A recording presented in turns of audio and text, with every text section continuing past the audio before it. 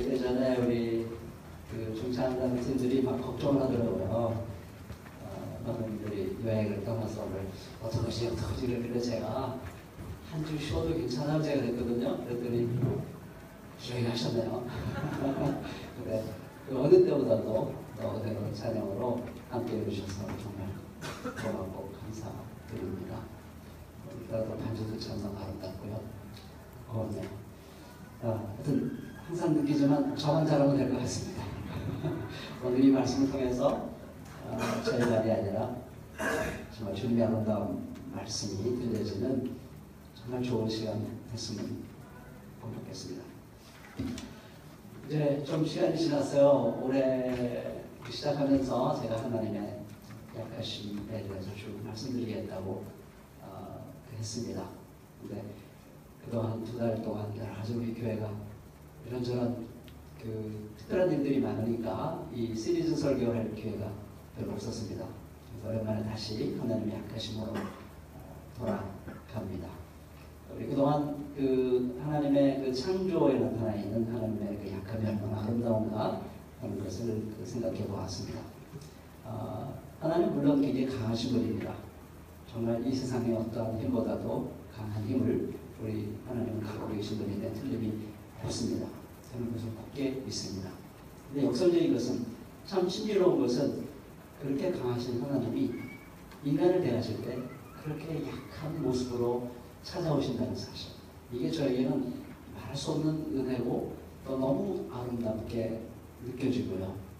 하나님을 사랑하지 않고는 견딜 수 없는 그런 마음을 저에게 늘 새롭게 해주시는 것을 깨닫게 됩니다. 그래서 잘 균형을 잡고자 하는 마음에서 올해는 특별히 하나님의 약하심을 많이 좀 강조해 보려고 합니다. 또 약하심이냐 좀 우울해질 수도 있겠습니다. 그러나 저는 그것도 호전 반응이라고 생각을 합니다. 우리가 너무 하나님의 강함에 중독되어 있을 때가 참 많습니다. 오늘 우리 한국교회는 한국사회가 참 이렇게 냉혹하고 폭력적이고 무섭게 되는 건 뭘까? 서로 다 강해지려고만 하지 약해지려고 하는 사람들이 없기 때문이라고 저는 생각을 합니다. 그 약함에 담겨있는 깊은 그 사랑의 의미, 그것을 깨닫고 있지 못하기 때문이라고 저는 생각을 합니다. 그래서 강함에 중독해서 좀 해독이 됐으면 좋겠습니다. 그래서 오늘 이 부분도 함께 생각해 보면서 하나님은 이렇게 약하신 분이구나. 여기에 이런 놀라운 아름다움이 있구나. 여기에 우리 개인과 또 교회와 사회를 살려내는 놀라운 힘이 여기에 담겨 있는 것이구나. 다시 한번 새롭게 깨달을 수 있는 좋은 시간이 됐으면 좋겠습니다. 오늘은 사실 그 인간의 배신 얘기입니다. 제3자인 뱀과 결탁해서 자기를 창조하신 하나님을 배신하는 그런 아주 비극적인 얘기입니다. 다시 말하면 인간이 하나님에게 깊은 상처를 입히는 이야기입니다. 그리고 하나님은 인간으로 받은 상처를 온몸으로 수용하시는 그런 이야기입니다. 이런 모습에서 우리는 하나님의 약함을 발견하는 것이죠. 제가 여러분들이 아마 몇 번은 인용을 해드린 걸로 기억합니다. 제가 아주 좋아하는 분 중에 한 분이 C.S. 루이스라는 분인데 그분이 4가지 사랑이라는 책 번역도 되어 있습니다. 꼭 읽어보시길 바라는데요. 거기서 사랑과 상처 입음의 관계에 대해서 아주 절묘하게 소개해주고 있습니다. 좀 긴 문장인데요. 저는 그러네요. 또 읽고 또 읽어도 새로워요. 그래서 여러분들도 그럴 것이라고 제가 맹신하고 다시 긴 인용문이지만 제가 읽어드리려고 합니다. 천천히 한번 마음속에 들어보시기, 마음속에 새겨보시기 바랍니다. 제가 이거 영어책에서 직접 번역한 건데요. 번역할 때마다 제 마음이 새로워요. 옛날 번역이 자꾸 달라지더라고요. 사랑한다는 건 자고로 상처받기 쉬워지는 걸 뜻합니다. 뭔가를 사랑하게 되면 피런코 당신의 마음은 고통을 겪게 되고 아예 부서져 버릴 수도 있습니다. 당신의 마음을 조금도 다치고 싶지 않다면 누구에게도 마음을 주어서는 안 됩니다. 심지어 동물에게도 주어서는 안 됩니다. 당신의 마음을 취미나 작은 화려함이라는 보자기로 꽁꽁 쌓아두어야 합니다. 마음이 그 어떤 것과도 얽히게 해서는 안 됩니다.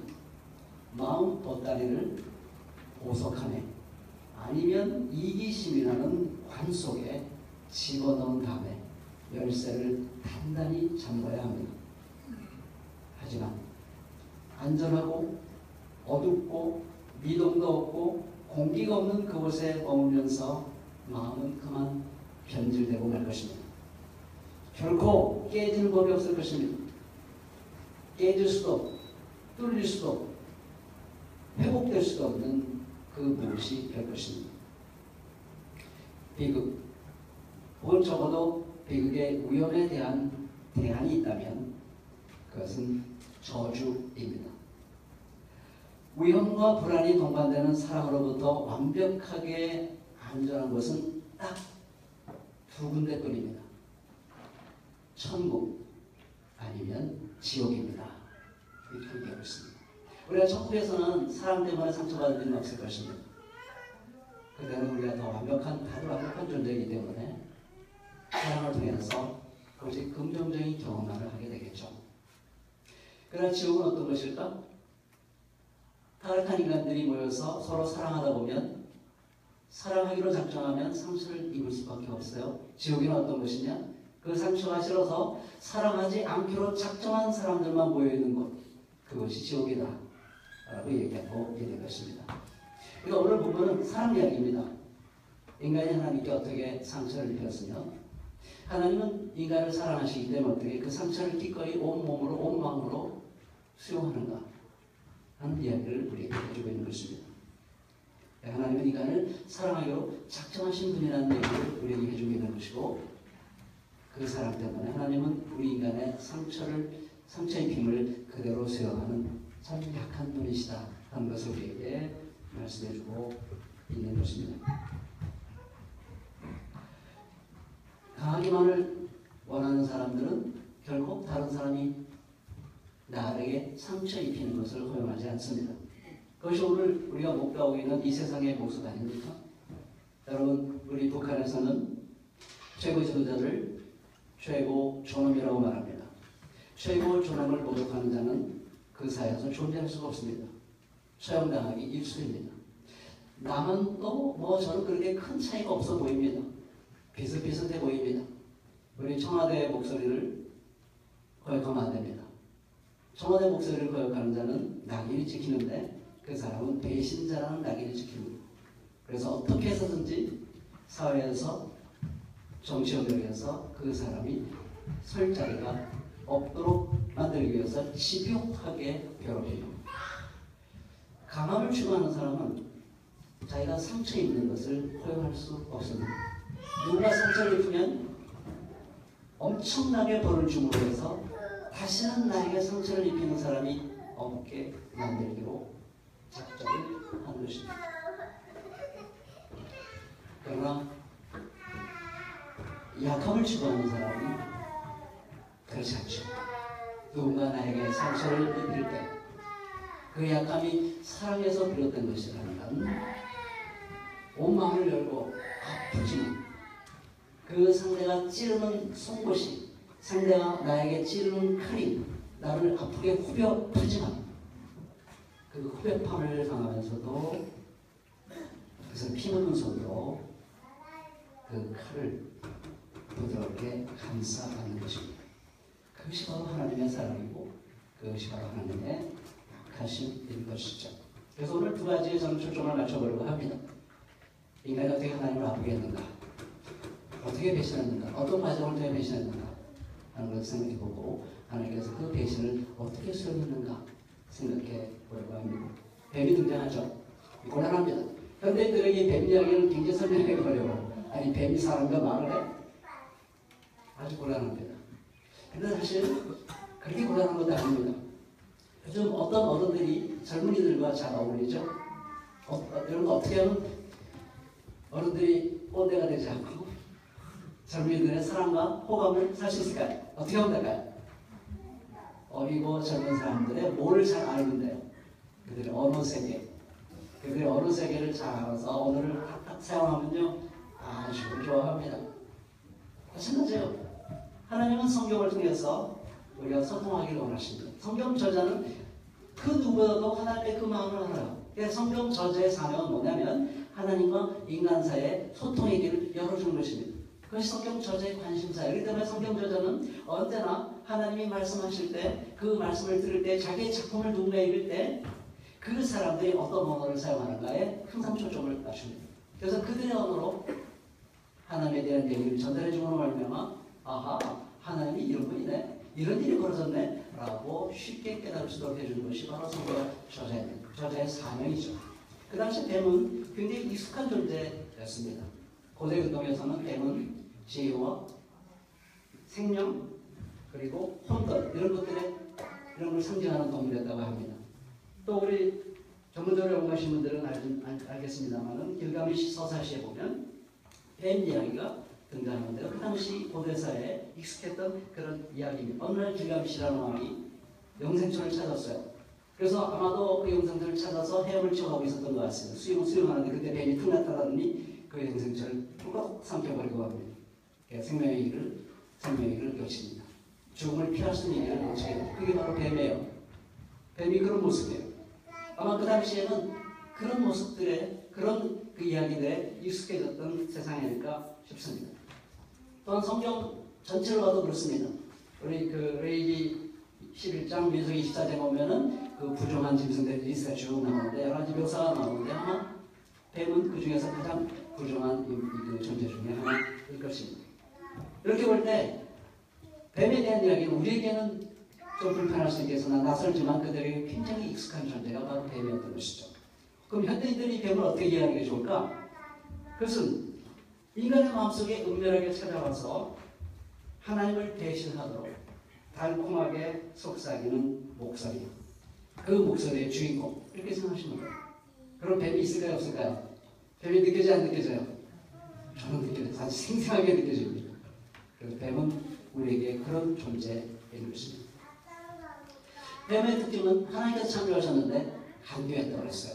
여러분 이 간교라는 말 아룸이라고 하는 히브리어인데요. 그게 원래부터 부정적인 뜻을 갖고 있는 게 아닙니다. 잠언서에서 지혜로운 자라고 얘기할 때도 바로 아룸이라는 단어를 씁니다. 그러니까 아룸은 원래 부정적인 게 아니에요. 하나님께 주신 아주 재치, 지혜 이런 것들이에요. 그런데 그것이 오용되면 매우 사악한 교활함으로 변질된 것입니다. 이건 바로 그런 존재예요. 하나님께서 지혜로운 동물로 창조했는데 하나님을 먼저 배신한 겁니다. 그래서 이 자기 지혜를 오용합니다. 그래서 그 지혜가 사악한 교활함이 되어서 인간에게 여기 지금 다가오고 있는 것입니다. 이 뱀이 어떻게 교활한가? 얼마나 교활한가? 이제 그 몇 단계를 제가 살펴보도록 하겠고요. 그 과정 속에서 인간이 어떻게 하나님을 배신하는가 생각해봤으면 좋겠습니다. 그렇죠. 하나님의 사랑을 의심하게 만드는 질문을 던져요. 하나님이 정말로 너희에게 동산 안에 있는 모든 나무 열매를 먹지 말라고 말씀하였느냐? 이렇게 묻습니다. 자, 이렇게 생각해봅시다. 뱀이 이거 여인에게 질문할 때 하나님이 정말로 동산 중앙에 있는 두 나무 중에서 그 중에 선악과를 알게 하는 그 나무, 선악을 알게 하는 나무의 열매를 정말로 먹지 말라 했느냐? 이렇게 질문했으면 전혀 문제가 되지 않아요. 그러면 아마 그 질문 앞에 부딪혀서 이 여인은 하나님께서 왜 나에게 나무의 선악과를 먹지 말라고 했지? 라면서 진지하게 생각하고 너는 자유로운 존재다. 잊지 말아라. 자유인임을 잊지 말고 노예로 살지 말아라. 너는 자유인이야. 스스로 생각하고 성찰하고 선택할 수 있는 자유인이니까 남의 종로 타지 마라. 라고 얘기한 거고 그러나 그 자유를 너무 남용하지 말아라. 하나님이 위에 계심을 하나님이 너를 사랑하는 존재임을 기억하고 그 자유를 잘 사랑해서 자유롭게 살 때 하나님과 친밀한 교제를 누리고 말미암아 하나님께서 너에게 주는 모든 선물들을 단 하나도 놓치지 말고 하나님께서 너에게 주고자 하는 좋은 것을 단 하나도 놓치지 말고 그것을 마음껏 만끽하고 누리면서 풍성하고 행복하고 생명이 넘치는 삶을 살아라. 그 뜻이 여기에 담겨있구나 라고 깨달았겠죠. 질문은 굉장히 우리로 하여금 진리로 가까이 가기 질문을 제대로 던지면 우리는 질문을 통해서 진리에 가까워지고 모든 세상을 바꿀 수 있는 문제의식을 갖게 됩니다. 그러나 뱀은 그렇게 질문하지 않았어요. 뱀의 질문의 의도는 그게 아닙니다. 그래서 어떻게 질문하죠? 하나님이 정말로 너에게 동산 안에 있는 모든 나무의 열매를 먹지 말라고 하시더냐? 라고 슬쩍 바꿔서 질문을 합니다. 그 질문의 의도는 뭐냐? 왜 선악과를 모든 나무로 살짝 교체해서 질문을 던질까요? 선악과로 얘기하는 것과 모든 나무의 열매를 얘기하는 건 천지 차이의 질문입니다. 전혀 다른 질문입니다. 첫째 질문은 진리를 인도하는 것이고, 둘째 질문은 하나님의 사랑을 의심케 하고 하나님을 신뢰하지 못하게 만들고 하나님의 진리를 비틀고 왜곡하고 무너지게 만드는 질문인 것입니다. 그래서 이 배분 참으로 중요한 문제입니다. 왜 우리가 때때로 하나님의 사랑을 의심하게 되는지 압니까? 하나님의 말씀을 원래 하나님의 말씀이 주어진 맥락과는 다른 맥락으로 그 말씀을 이해하려고 하다가 우리는 그 말씀에 대한 매력을 잃게 되는 것입니다. 여러분, 아브라함이 부자였다. 그 맥락이 뭡니까? 개인주의 맥락입니까? 아브라함이 부자였다는 것을 개인주의 맥락으로 여러분들이 이해하시면 이것은 기복신앙의 기초가 됩니다. 하나님께서 아브라함을 축복하셔서 부자가 되게 하셨다 하는 것을 인류 공동체의 맥락 속에서 본다면 그것은 모든 아브라함 한 사람뿐만 아니라 모든 사람들이 더불어서 함께 잘 먹고 마시고 부를 서로 나누고 즐기면서 살게 하시고자 하시는 정말 하나님의 나라의 정의와 평화가 이루어지는 그 세상을 내다보시면서 아브라함 한 사람을 부자 되게 하셨구나 라고 이해한다면 아브라함이 부자 되었다는 것을 절대로 이기적인 탐욕의 수단으로 이용해 먹을 수가 없습니다. 그래서 우리는 이 세상을 좀 더 아름다운 세상으로 바꾸고자 하는 열망을 불러일으키는 놀라운 말씀이 되는 것입니다. 지금 이 모든 나무의 열매를 먹지 말라 하시더냐 하는 것은 무엇이냐면 하나님은 네가 잘 되는 것을 못 보시는 분이야. 네가 행복한 것을 못 보는 분이야. 하나님은 그걸 싫어해 라는 그런 맥락에서 모든 나무의 열매를 금하는 하나님, 참 인간을 사랑하지 않는 인간의 행복한 꼴을 보지 못하는 그런 하나님이라는 맥락에서 선악과를 먹지 말라 하는 그 뜻을 생각해 보라고 슬쩍 빈쓰고 있는 것입니다. 여러분, 하나님의 말씀을 읽으면서 행복해지려면 하나님의 말씀이 어떤 맥락에서 주어졌는가를 잘 보시고 말씀을 읽으면 어떤 말씀을 읽어도 그 말씀이 달콤한 말씀이라는 것을 알게 될 것입니다. 둘째로 이 여인은 하나님의 금지 명령을 더 가혹한 것으로 확대하여 답합니다. 이게 화살이 찔린 거예요. 그 뱀의 말이 틀렸던 걸 알았어요. 그렇지만 뱀의 말이 틀렸던 걸 알았지만 그러나 이 뱀이 그 여인의 마음속에 하나님의 사랑을 의심하는 그 마음을 심어주려고 했는데 그 마음이 그만 이 여자의 마음속에 심겨져 버리고 말았어요. 아니요. 하나님 우리 동생의 나무를 다 먹을 수 있다고 했어요. 교정해 줍니다. 그러나 그 다음 말을 보면 이 여인의 마음이 수상합니다. 그러나 하나님은 동산 한가운데 있는 나무 열매는 먹지도 말고 만지도만 하셨다. 어기면 우리가 죽는다고 하셨다. 이게 뭔가 과장되어 있습니다. 동산 중앙에 있는 나무는 생명나무도 있어요. 그걸 먹으라고 그랬어요. 선악과는 먹지 말라고 했어요. 하나는 묶어버리면 다 먹지 말라고 했어요. 하나님은 다만 먹지 말라고 했지 만지는 말은 말 안 했어요. 만지도 말라고 했다. 그러면 죽는다고 했어요. 여러분, 하나님의 선악과 금지 명령을 더 가혹한 명령 이 여인이 부풀려서 답하고 있는 것이죠. 이건 뭘 말할까요? 이 여인의 마음속에 그 뱀의 유혹으로 말미암아 하나님의 사랑을 의심하게 되었다는 것이 드러나는 순간인 것입니다. 여러분, 우리가 이 뱀이 우리에게 주는 유혹은 뭐냐면 하나님은 우리를 부당하게 인간의 행복한 꼴을 볼 수 없기 때문에 부당하게 인간의 자유를 억압하는 존재라고 그렇게 하나님을 의심하게 만들게 됩니다. 우리가 그렇게 의심하기 시작하면 우리는 하나님에게 상처를 주기 시작하는 것입니다. 하나님이 그런 분이 아니기 때문에. 여러분, 부부싸움 하다가 가끔가다 아내가 남편이 여러분의 한 말을 과장할 때가 있어요. 그렇죠? 그럴 때 어떻게 표현을 해야 되나? 너 언제 그런 말을 했어? 시간 나죠? 내가 언제 그런 말 한 적 없는데? 여러분, 그럴 때 있죠? 상처가 깊어져요. 당신의 사랑을 의심하면 상대의 말을 부풀리게 돼 있어요. 그러면 상대는 더 깊은 상처를 입게 되죠. 하나님이 그렇게 우리에게 상처를 입으십니다. 셋째, 뱀은 반쪽 진리로 공격합니다. 지금까지는 질문 모드였어요. 앞에는 질문 모드였어요. 이제는 그 여인의 마음속에 하나님의 사랑을 의심하는 것을 딱 알아차린 뱀은 질문 모드를 더 이상 사용할 필요가 없어요. 이제 적극적인 공격적인 모드를 택합니다. 그래서 단호하게 얘기를 합니다. 너희는 절대로 죽지 않는다. 하나님은 너희가 그 나무의 열매를 먹으면 너희 눈이 밝아지고 하나님처럼 되어서 선과 악을 알게 된다는 것을 아시고 그렇게 말씀하신 것이다. 라고 아주 단호하게 확신 있게 얘기하고 있습니다. 이거는 가족 진리입니다. 결국 죽지 않는다고 하셔요. 이들이 선악과를 먹은 다음에 즉각적으로 죽지 않았습니다. 그러나 그것은 반쪽이에요. 왜냐? 이것은 하나님과의 관계가 단절되기 때문에 그들은 사실 살아서나 죽은 존재가 되는 것이고 흙으로 돌아갈지어다 라는 흙으로 돌아가는 운명을 얻게 되고 그리고 에덴 동산에서 쫓겨나서 생명나무의 열매를 먹지 못하게 됩니다. 그러니까 죽은 거죠. 죽었는데 살아있는데 죽은 거죠. 반쪽 진리예요.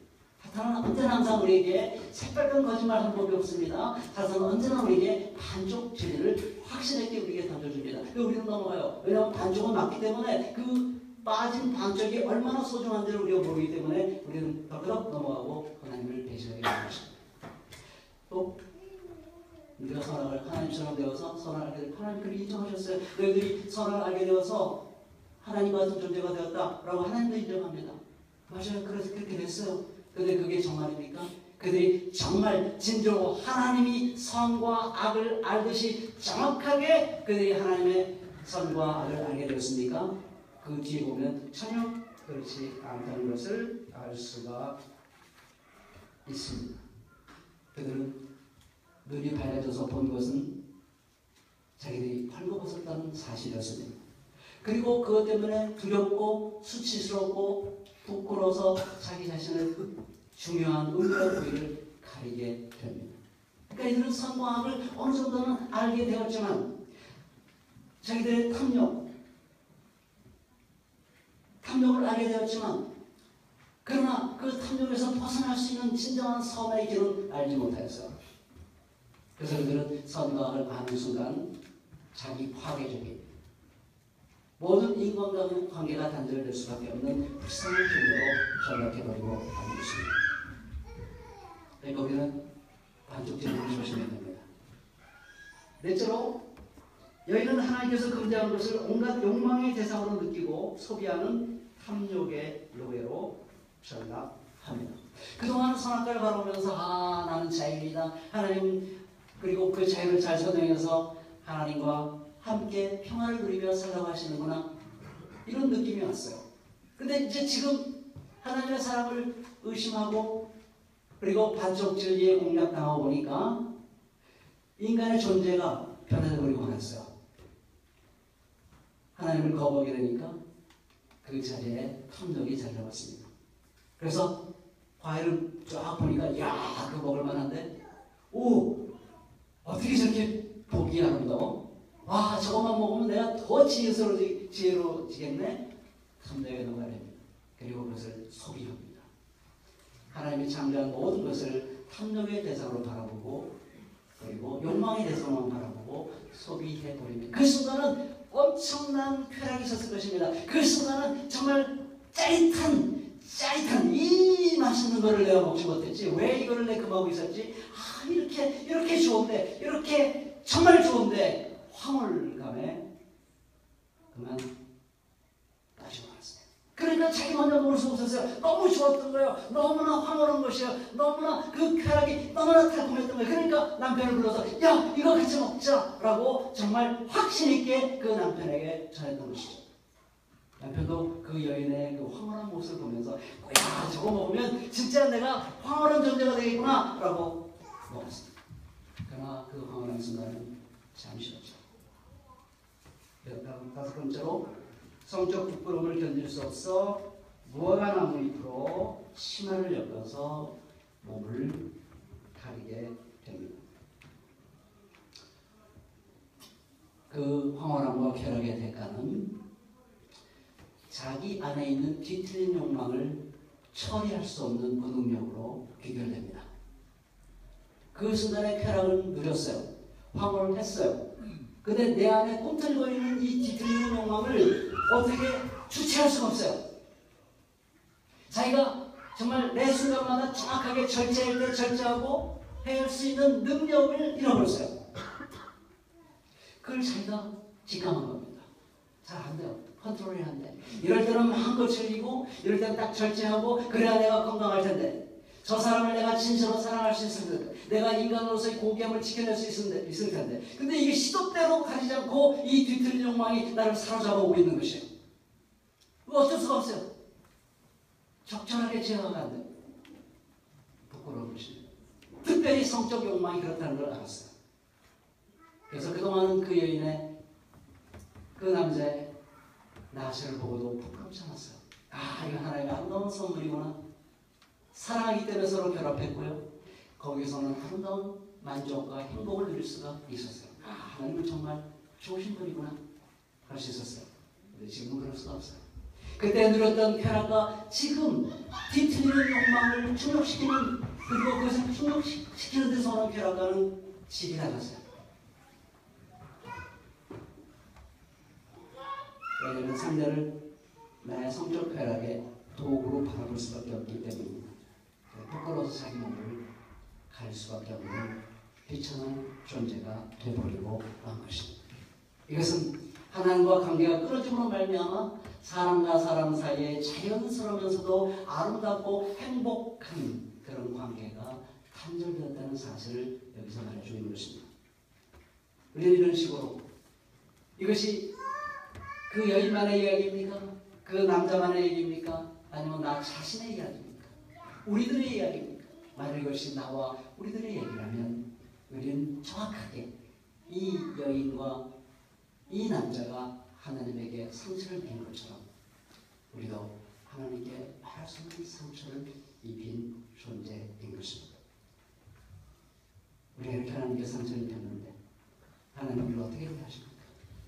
이들이 그렇게 배신을 하고 있을 때 뱀과 결탁해서 하나님을 아주 못된 존재로 사랑 없는 존재로 아주 쪼잔한 존재로 인간의 행복을 꼴을 못 보는 억압적인 폭군과 같은 존재로 그 하나님을 그렇게 막 몰아붙이고 하나님에게 저항하고 하나님을 무시하고 하나님을 향해 칼을 찌던 그 순간에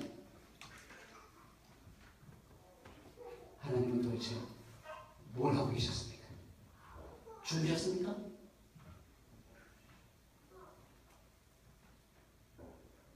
다른 데로 너무 가보셨나요? 하나님은 그 모든 것을 다 지켜보셨습니다. 마치 둘째 아들 강자가 왜 아직도 살아계시는 거예요? 아직 좀 그만 좀 돌아가세요. 그래 내가 당신의 유산 가지고 내 인생을 즐길 수 있을 거 아니에요. 참 생각 건드리시네. 재산 내놓으세요. 재산 갖고 먼 나라로 갔습니다. 아버지는 말릴 수가 없었어요. 그 아픔을 그냥 그대로 온몸으로 받아들이십니다. 왜? 사람은 상대에게 자유를 주기 때문입니다.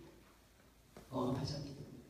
그리고 그를 마음을 감동시켜서 다시 그가 나에게 돌아올 수 있도록 하는 유일한 길이 무엇인가를 고민하는 것이 사랑입니다. 그것은 하나님이 발견한 것이죠. 아버지는 발견한 것이죠.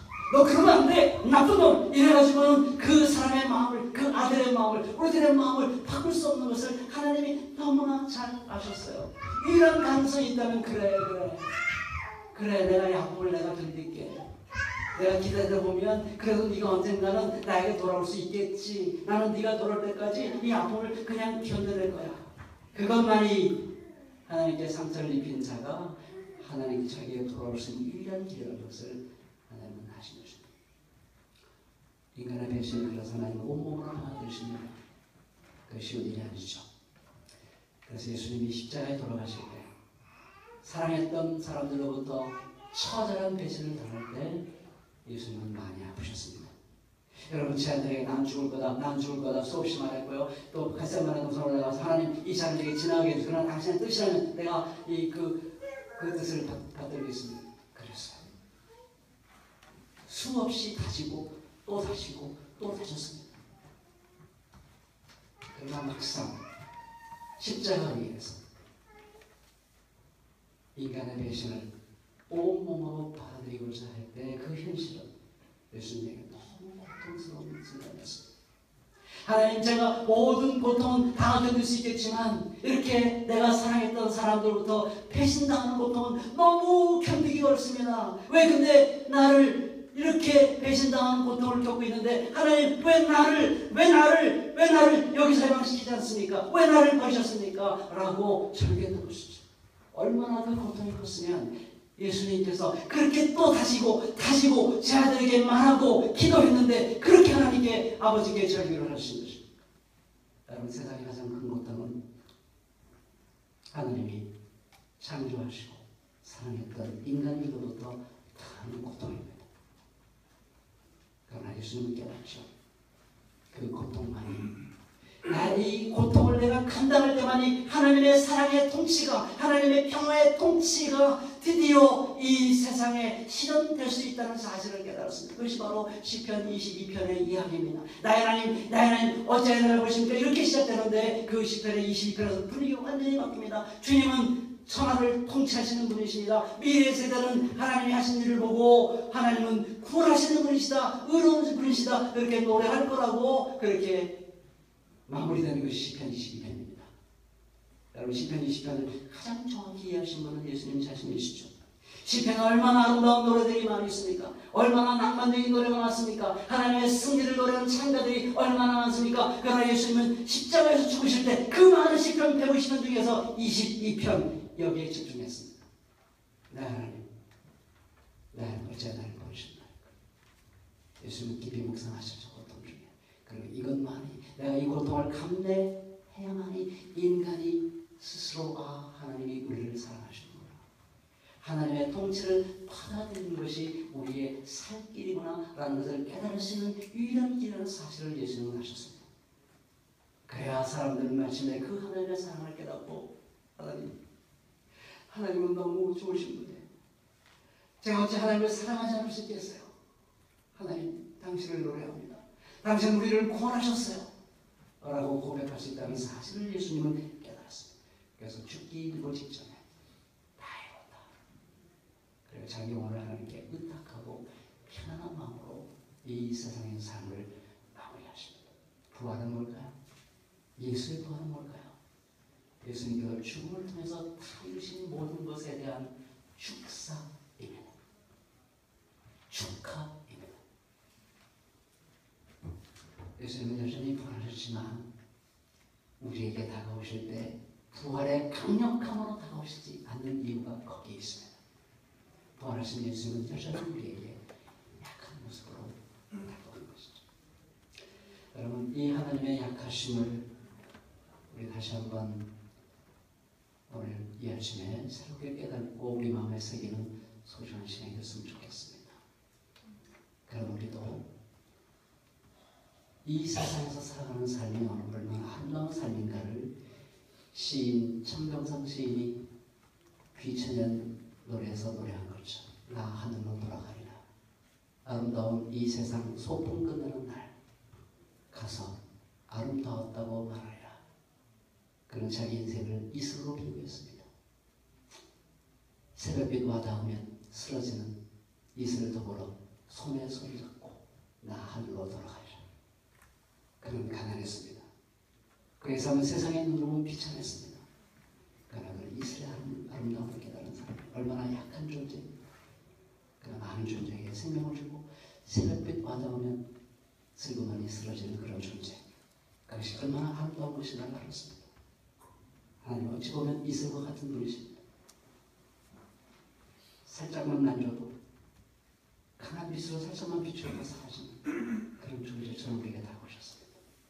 우리가 이 주님을 사랑하고 이 하나님의 사랑을 우리가 감격한다면 구역의 스크린도 천사 같은 그런 일을 우리가 막을 수 있을 것입니다. 우리가 너무 냉혹해졌습니다. 우리가 너무 폭력적이었습니다. 이윤을 위해서 한 사람의 생명 19세 자기 인생의 문을 단 한 번도 열어본 적이 없는 그 생애를 짧게 마감하도록 몰아붙이는 그런 세상. 우리가 정말 하나님의 약하심을 발견하게 된다면 그 약하심에 담겨있는 하나님의 사랑을 하게 된다면 우리 내가 바뀔 것이고 교회가 바뀔 것이고 세상이 바뀔 것입니다. 우리의 배신을 기꺼이 받아주신 주님의 사랑을 노래합시다. 기도하겠습니다.